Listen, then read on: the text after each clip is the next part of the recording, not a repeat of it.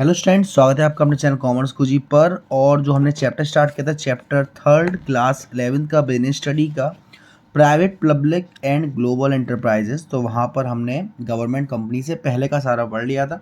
I hope so कि अगर आपने वो वीडियोस नहीं देखी है तो मैं डिस्क्रिप्शन में उनका लिंक डाल दूंगा। डिस्क्रिप्शन में आपको मेरा व्हाट्सएप नंबर मिल जाएगा, जहाँ पे अपने डाउट्स वगैरह मुझसे पूछ सकते हैं। इंस्टाग्राम आईडी मिल जाएगी, वहाँ जाके फॉलो कर सकते हैं। वहाँ मैं इंपॉर्टेंट क्वेश्चन डालता रहता हूँ और प्यारी प्यारी रील्स भी डालता रहता हूँ। ठीक है ना, चलिए स्टार्ट करते हैं। गवर्नमेंट कंपनी, नाम में समझ में आ रहा है। Government company means any company in which at least 50% of the paid up share capital is held by the central और स्टेट गवर्नमेंट और पार्शली बाय सेंट्रल और state government.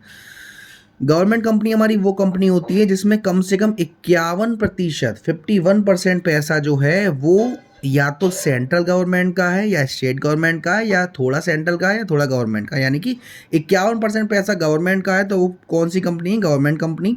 The government company are govern and ruled by the provision of company act 2013 like any other registered company. जो भी government company होती है उसको companies act 2013 के सारे रूल्स एंड रेगुलेशन फॉलो करने पड़ते हैं, ऐसे और कंपनी करती है, जैसे steel authority of India, state trading corporation, Hindustan machine tools. ये सारे फीचर्स क्या है गवर्नमेंट कंपनी के, या फिर BHEL registration. The government company gets incorporated under the company act 2013। All the provision of company act are applicable on a government company. जो government company होती है वो रजिस्टर्ड होती है कंपनी एक्ट 2013, तो जो भी rules and regulation company act 2013 के हैं वो उसके लिए भी लागू होते हैं। Government can exempt it from some provision by passing a special resolution. Government उनको एग्जेम्प्ट कर सकता है, छोड़ सकता है कुछ स्पेशल रेजोल्यूशन को पास करके।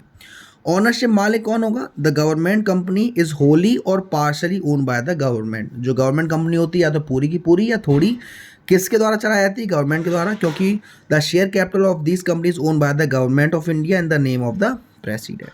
मैनेजमेंट कौन करता है? The government company is manage by the board of director, जो कि नॉमिनेट किसने की है? गवर्नमेंट ने की है, and other share holders. The government has the authority to appoint majority of the director. Government के पास ये पावर होती है कि वो डायरेक्टर्स को अपॉइंट कर सके अपने हिसाब से। Separate legal entity, government company has a separate legal existence, यानी कि अपनी एक अलग पहचान होती है। वो प्रॉपर्टीज़ को खरीद सकती है, बेच सकती है अपने नाम से। वो किसी के भी साथ कॉन्ट्रैक्ट में एंटर हो सकती है अपने नाम से। Ministerial control. A government company is subject to ministerial control. The concerned ministry makes appointment of director. The ministry may issue direction and can assume the overall supervision the undertaking. जो government company होती है उसमें ministerial control होता है, ministries वगैरह control करती हैं, और ये जो करती हैं कंपनीज उन्हीं के हिसाब से डायरेक्टर्स को अपॉइंट करती हैं। ये सारी चीज़ें उनके हाथ में होती है।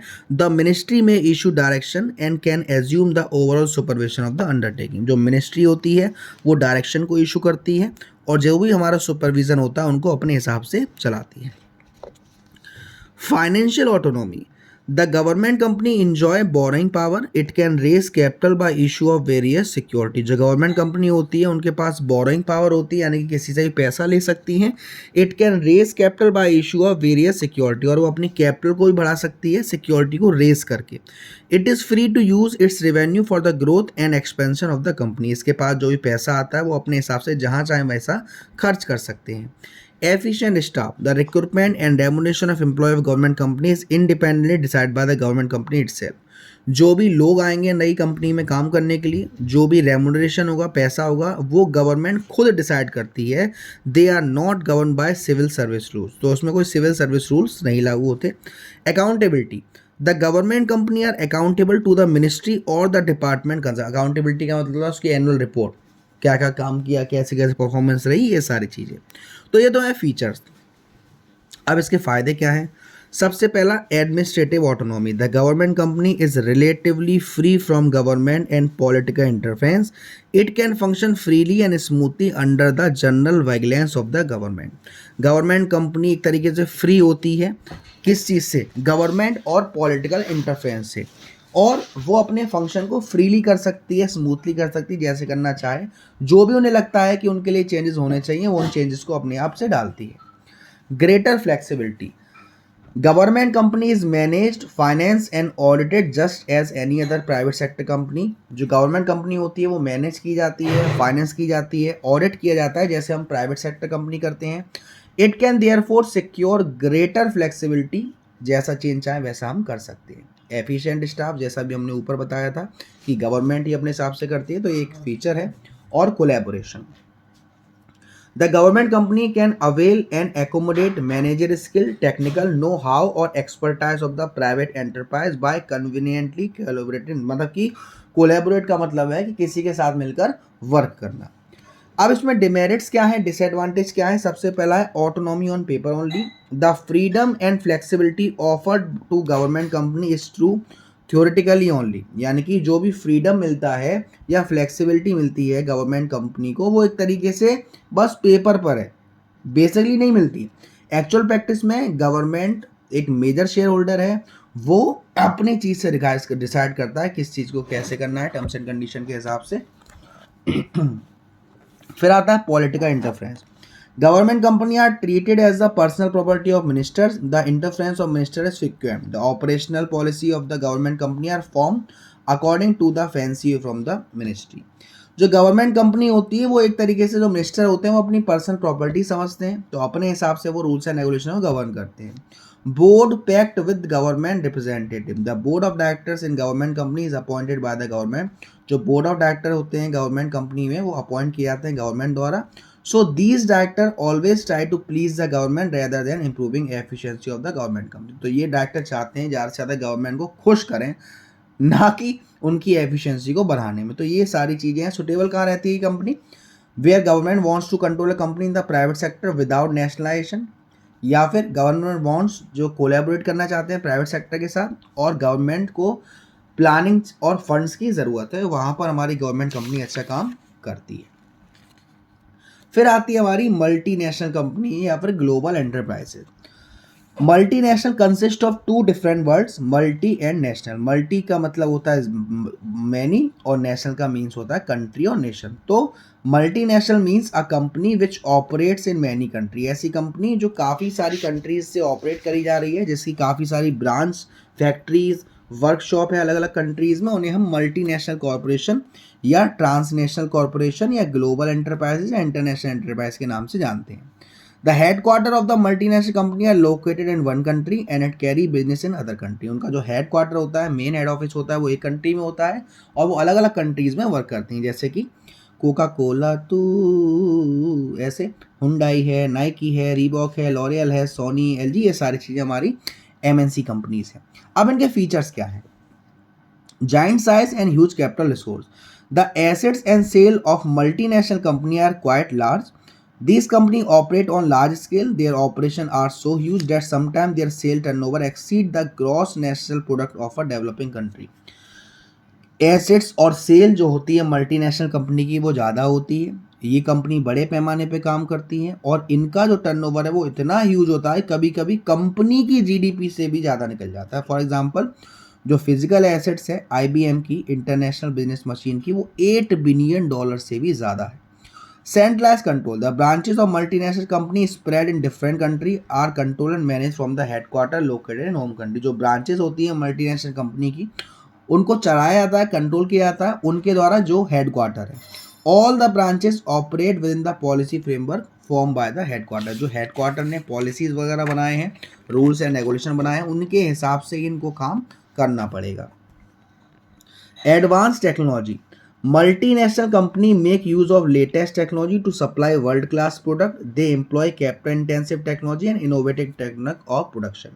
जो मल्टीनेशनल कंपनी होती हैं वो लेटेस्ट टेक्नोलॉजी का इस्तेमाल करती हैं वर्ल्ड क्लास प्रोडक्ट को सप्लाई करने में। ये कैपिटल इंटेंसिव टेक्निक पर काम करती हैं। कैपिटल इंटेंसिव टेक्निक यानी कि ज़्यादा से ज़्यादा machine. Expansion of market territory. Due to its vast resources and excellent marketing skill, a multinational corporation has access to international market. इसके resources की वजह से, इसकी excellent marketing skill की वजह से जो multinational corporation है वो international market में भी access कर सकता है। It is able to sell its product service in different country. वो अपने प्रोडक्ट को अलग अलग कंट्री में सेल कर सकता है। A multinational corporation operates in more than one country. जो मल्टीनेशनल कॉरपोरेशन है वो एक कंट्री से ज़्यादा कंट्री में काम करता है, उसकी ब्रांचेस, फैक्ट्रीज, ऑफिस होते हैं काफ़ी सारी कंट्री में। It operate through a network of branch and subsidy in host country. फिर है oligopolistic power. Oligopoly means power in the hands of few company only. Due to their giant size, the multinational company occupy a dominant position in the market. Oligopoly का मतलब होता है कि जो decision लेने की पावर है या कंपनी की मेन पावर है वो कुछ ही हाथों में होती है। क्यों? इसका जो साइज है वो काफ़ी ज़्यादा है, तो मल्टीनेशनल कंपनी ऑक्यूपाई करती है अपनी एक अलग पहचान मार्केट में। They also take over other firm to acquire heat power. Other firms को भी वो अपने साथ कंबाइन कर लेती हैं या खरीद लेती हैं ताकि मार्केट में उनका ज़्यादा से ज़्यादा शेयर रहे। जैसे हिंदुस्तान लीवर लिमिटेड ने टाटा ऑयल मिल्स को एक्वायर कर रखा है, पॉन्ड्स इंडिया, ये सारी चीज़, ताकि उनका जो मार्केट शेयर है वो इम्प्रूव हो सके। Product innovation. These enterprises have highly sophisticated research and development department engaged in task of developing new product and superior design of existing product। ये जो कंपनीज होती हैं वो अपने प्रोडक्ट को और अच्छा बनाने में, उसकी रिसर्च करने में, उसके डेवलपमेंट करने में ज़्यादा से ज़्यादा ध्यान देती हैं, नए नए प्रोडक्ट को लाना, नई नई डिज़ाइन को लाना। फिर है marketing strategy. They spend huge amount on marketing. They use aggressive marketing strategy in order to increase their sale in short period. Their advertising and sale promotion technique are normally very effective. ज़्यादा से ज़्यादा पैसा वो marketing में खर्च करती हैं, aggressive marketing strategy को इस्तेमाल करती है, वो नाप तोल वाली नहीं, है ना। और इनकी जो एडवर्टाइजिंग होती है वो काफ़ी अच्छे लेवल पर होती है। Foreign collaboration. Global enterprise usually enter into agreement with Indian company pertain to the sale of technology, production of goods, use of brand name for the final product। जो ग्लोबल एंटरप्राइज होते हैं वो agreement में आते हैं basically Indian company के साथ, sale of technology है, प्रोडक्शन करना ब्रांड के नेम के हिसाब से। The following safeguard must be taken to ensure the effective. ये सारी चीज़ों को ध्यान में रखा जाता है ताकि हमारी चीज़ें अच्छी चलें। जैसे पहला है MNC should be allow to enter in high tech industry only. जो MNC है वो हाईटेक इंडस्ट्री में ही अलाउ की जाएंगी, जैसे टेलीकम्युनिकेशन है, पेट्रोकेमिकल्स हैं। MNC must bring direct foreign investment so that there is improvement in balance of payment. MNC से हमारे इंडिया में विदेश का पैसा आएगा जिससे हमारा बैलेंस ऑफ पेमेंट इंप्रूव होता है। MNC should not be allowed to kill small domestic enterprise but they must offer healthy competition to domestic firm। MNC ऐसा नहीं करेंगी कि जो हमारी डोमेस्टिक कंपनी है, इंडिया कंपनी है, उन्हें उनसे ख़त्म कर दें एकदम, बल्कि उनका एक प्यारा सा छोटा सा नन्ना सा मुन्ना सा कॉम्पिटिशन रहेगा ताकि उनको देखकर वो भी अपने प्रोडक्ट में चेंजेस लाएं। फिर है हमारा अगला बिजनेस है जॉइंट वेंचर। जॉइंट वेंचर का मतलब क्या है? When two or more firms join together to establish a new enterprise then it is known as joint venture. जब दो या दो से ज़्यादा फर्म्स आपस में एक दूसरे को ज्वाइन कर लेती हैं तो उनको हम कहते हैं जॉइंट वेंचर। जॉइंट वेंचर में बच्चों ने सड़क पे कुत्तों को भी देखा हो कभी कभी वो भी जॉइंट वेंचर हो जाता है ना। तो पढ़ाई की बात करते हैं। The two firms contribute capital and participate in management of enterprise. दो फर्म आपस में पैसा लगाते हैं। In simple words we can say joint venture is a partnership between two firm. Simple भाषा में हम कह सकते हैं जॉइंट वेंचर हमारे दो लोगों के बीच में जो पार्टनरशिप हो रही है, दो फर्म के बीच में जो पार्टनरशिप हो रही है उसे हम क्या कह रहे हैं? Joint venture. Firm of same country as well as firm of two different country can join together to form joint venture. एक ही कंट्री की दो अलग अलग फर्म है या अलग अलग कंट्री के अलग अलग फर्म है आपस में ज्वाइन करके जॉइंट वेंचर को स्टार्ट कर सकती हैं। जैसे Tata iron and steel company ने ज्वाइन किया है IPCOL एक गवर्नमेंट एंटरप्राइजेस से ताकि ये प्रमोट कर सकें IPI Tata strong iron limited को, है ना। मारुति कंपनी है, इंडिया और सुजुकी दोनों ने अपने आप को ज्वाइन किया, पहले हीरो होंडा था, है ना। ये सारे हमारे जॉइंट वेंचर के एग्जाम्पल हैं। फीचर क्या है? Increase resource and capacity. In joint venture company get large resources financial as well as human resources enabling the company to grow and expand more quickly and efficiently। Joint venture में company के पास ज़्यादा से ज़्यादा साधन होता है, पैसों में भी, ह्यूमन रिसोर्सेज में भी, और वो कंपनी को ये मौका देता है कि वो अपने आप को ग्रो कर सके, एक्सपेंड कर सके। Access to new market and distribution network। When a business enters into joint venture, it can access new market। For example, when foreign company from joint venture in India, they get access to vast Indian market। They can also take advantage of retail outlet in different local market। जब company में joint venture हो जाता है, for example एक foreign की company और India की company के साथ जॉइंट वेंचर कंपनी स्टार्ट कर लेती है, तो जो फॉरेन की कंपनी है वो इंडियन के मार्केट में ईजिली एक्सेस कर सकती है। Access to technology. Advance technique of production lead to superior quality of product and reduce cost of production. अगर हमारे पास हाईटेक प्रोडक्ट कंपनी है, हाईटेक प्रोडक्शन है, हमारे पास तकनीक है, तो हमारी जो क्वालिटी है वो भी अच्छी होगी और हमारा जो कॉस्ट ऑफ प्रोडक्शन है वो भी कम होगा। इससे हमारा टाइम बचेगा, एनर्जी बचेगी, इन्वेस्टमेंट बचेगा। क्यों? क्योंकि they do not have to develop their own technology. For example, by joining hand with the company of developed nation, Indian company can get benefit of advance technology. अगर हमारी India company ने किसी ऐसी company को join किया है जो एक एडवांस टेक्नोलॉजी के साथ काम कर रही है, तो हमें टेक्नोलॉजी की ज़्यादा जरूरत ही नहीं, क्योंकि वहाँ हमें उस दूसरी कंपनी से मिल रही है। Innovation. Joint venture help business to come out with new and innovative product for the market because of new idea and technology of foreign partner. Joint venture से हमारे बिजनेस में हमें मदद होती है कि हम नई चीज़ को नए तरीके से ला सकें, क्योंकि हम फॉरेन पार्टनर से हाथ मिला लेते हैं। ऐसे हाथ मिला लो second. Low cost of production. When international company merge with an Indian company, they get immense benefit due to lower cost of production. जब एक इंटरनेशनल कंपनी इंडियन कंपनी के साथ मर्ज होती है तो उन्हें एक बेनिफिट मिलता है लोअर कॉस्ट ऑफ प्रोडक्शन का, lower cost of raw material का, लेबर का, मैनेजमेंट प्रोफेशनल्स का, ये सारी चीज़ें। Established brand name. When two firms enter into a joint venture, one of the party benefits from other goodwill. जब दो firm आपस में ज्वाइन होती हैं तो जाहिर सी बात है दोनों में से एक फर्म का एक नाम होगा, अपना एक ब्रांड होगा, पहचान होगी, गुडविल होगी, उसका फायदा दूसरी कंपनी को मिल जाता है। A lot of investment is saved in the process. There is ready market waiting for the product to be launched. जब दो बड़ी बड़ी कंपनी आपस में ज्वाइन हो रही है तो एक बड़ी होगी, एक तो उससे थोड़ी छोटी होगी, तो जो बड़ी कंपनी है उसका बेनिफिट और जो दूसरी कंपनी है उसको भी मिल जाता है। तो ये तो है हमारा जॉइंट वेंचर। अब यहाँ पे हमें दे रखा है टाइप ऑफ जॉइंट वेंचर, दो तरीके से है, कॉन्ट्रेक्चुअल और equity based. Contractual joint venture. In contractual, a new jointly owned entity is not created. There is only an agreement to work together. Contractual में एक नई जॉइंटली ओन एंटिटी नहीं बनाई जाती, उसमें बस एक एग्रीमेंट होता है कि हम एक साथ काम करेंगे। जो पार्टीज होती हैं वो ओनरशिप को शेयर नहीं करती, लेकिन कंट्रोल होता है, जिसको हम कह सकते हैं फ्रेंचाइजी रिलेशनशिप। इसके की फीचर क्या हैं? Two or more party have a common intention of running a business venture. दो या दो से ज़्यादा पार्टी आपस में एक बिजनेस वेंचर को चलाना चाहते हैं। हर किसी के पास अपना अपना इनपुट है लगाने के लिए। दोनों पार्टीज के साथ कंट्रोल रहेगा उन बिजनेस का, और the relationship is not transaction to transaction but has a character of relatively longer duration. यानी कि ट्रांजेक्शन टू ट्रांजेक्शन का रिलेशन नहीं रहेगा हमारा, ठीक है ना। हाँ जी। अब इक्विटी बेस्ड का मतलब क्या होता है? इनकी एक अपनी सेपरेट एंटिटी बना ली जाती है, जॉइंटली ओन, जो दो या दो से ज़्यादा पार्टीज ने अपनी एक कंपनी को स्टार्ट कर दी, जिसको हम पार्टनरशिप भी कह सकते हैं, या लिमिटेड लायबिलिटी पार्टनरशिप भी कह सकते हैं, ट्रस्ट भी कह सकते हैं। इसके फीचर क्या है? There is an agreement to either create a new entity or joining by one of the party to existing entity. या तो वो एक नई कंपनी बना रहे हैं या कोई दूसरी कंपनी पहले कंपनी के साथ मर्ज हो रही है। ओनरशिप शेयर की जाती है पार्टीज के द्वारा, जॉइंटली मैनेज किया जाता है, रेस्पॉन्सिबिलिटी शेयर की जाती है कि भाई कैपिटल इन्वेस्टमेंट कितना करना पड़ेगा, पैसों का अरेंजमेंट कितना करना पड़ेगा, प्रॉफिट और लॉस एग्रीमेंट के हिसाब से शेयर किया जाता है। पार्टी जो इसमें इन्वॉल्व होती हैं वो अपना मेमोरेंडम ऑफ अंडरस्टैंडिंग को साइन करती हैं।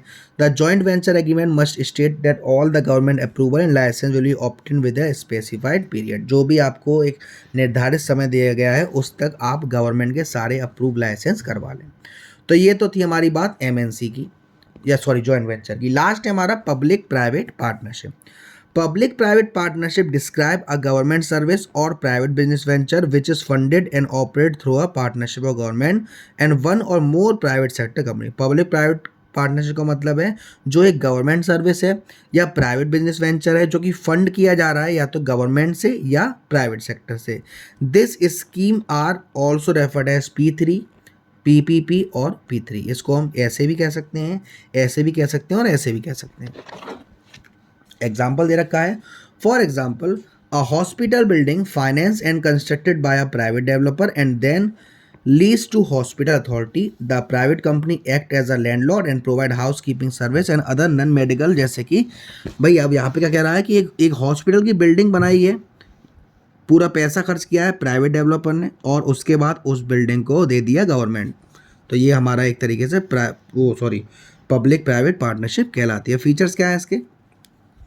सबसे पहला, the public partner in the PPP। The public partner in the PPP module are government entity, ministries, government department, municipality और स्टेट ओन एंटरप्राइज। जो इसमें पब्लिक पार्टनर होते हैं वो गवर्नमेंट की एंटिटीज़ होती हैं, मिनिस्ट्री हो सकती हैं, गवर्नमेंट डिपार्टमेंट हो सकता है।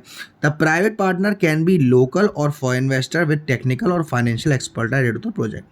जो प्राइवेट पार्टनर है वो उस एरिया का भी हो सकता है, फॉरेन का इन्वेस्टर भी हो सकता है जो कि टेक्निकली या फाइनेंशियल में एक्सपर्टाइज हो। पब्लिक सेक्टर का रोल क्या होता है? The role of public sector ये होता है कि वो इंश्योर करें कि हम जितने भी सोशल ऑब्लिगेशन है, समाज के प्रति जिम्मेदारी है, वो हम निभा रहे हैं। पब्लिक इन्वेस्टमेंट हमारा सक्सेसफुली हो रहा है या नहीं हो रहा है। प्राइवेट सेक्टर का रोल क्या होता है कि जो उनके पास एक्सपर्टाइज है, चाहे वो टेक्निकल एक्सपर्टाइज हो उनके पास या फाइनेंशियल एक्सपर्टाइज हो, उसके हिसाब से वो अपने टास्क को अच्छे से मैनेज करें, अपना बिजनेस जो है वो अच्छे से इनोवेशन में चलाएं। Contract between public sector and private party. PPP एक कॉन्ट्रैक्ट है पब्लिक सेक्टर के बीच और प्राइवेट सेक्टर के बीच, in which the private party provide a public service and bear financial, technical and operational risk. Private party उनमें contract करती हैं और वो क्या क्या देती हैं उसके बदले में, वो उन्हें फाइनेंशियल, टेक्निकल और ऑपरेशनल रिस्क शेयर करती हैं। Cost of using service. In some types of PPP, the cost of using service borne by user of service and not by taxpayer, and in some the cost of providing service borne by wholly or partially by the government. कुछ कुछ services में पैसा government देती है, आपकी जेब से कुछ नहीं जाता, और कुछ कुछ सर्विस में जो उस सर्विस का फ़ायदा उठा रहा है उनको देना पड़ता है। जैसे टोल टैक्स देखा होगा आपने, आप जाओगे वहाँ पर तो आपको टोल टैक्स देना पड़ेगा। Provision of capital subsidy. Project that aim at creating public goods in infrastructure sector, the government may provide a capital subsidy in the form of one-time grant to make it more attractive to the private sector. जब कोई ऐसे sector में काम करता है तो government की तरफ से कुछ पैसा मिलता है in the form of capital subsidy, जिससे उनका बजट और बढ़ जाता है और अच्छे से काम कर सकते हैं। Pertaining to high priority project and public welfare. PPP वहाँ सुटेबल है जब हम हाई प्रायोरिटी प्रोजेक्ट बना रहे हैं, अच्छे बड़े से बड़े इंफ्रास्ट्रक्चर, जैसे कि दिल्ली मेट्रो रेल कॉरपोरेशन है जिसका टारगेट था भाई बड़े लेवल पे काम करना, DMRC. Sharing of revenue. The revenue of PPC किसके बीच में शेयर होता है? गवर्नमेंट के बीच में और प्राइवेट सेक्टर के बीच में एग्रीड रेशियो में। प्रॉब्लम विद पीपीपी क्या है? मेन प्रॉब्लम है पीपीपी की कि जो प्राइवेट इन्वेस्टर्स हैं वो ऑब्टेन करते हैं रेट ऑफ रिटर्न जो हायर होता है गवर्नमेंट बॉन्ड रेट से, ठीक है ना, यानी कि ज़्यादा पैसा जो रहता है वो प्राइवेट सेक्टर के हिसाब से होना चाहिए। तो यहाँ पर ये जो हमारा थर्ड चैप्टर है वो हमारा टाटा बाय बाय होता है। अगली वीडियो में हम स्टार्ट करेंगे हमारा चैप्टर 4 बिजनेस सर्विसेज। तो वीडियो पसंद आई हो तो वीडियो को लाइक ज़रूर करेगा, शेयर ज़रूर करेगा, और अब तक चैनल को सब्सक्राइब नहीं किया है तो सब्सक्राइब कर दीजिएगा। Thank you so much, love you all.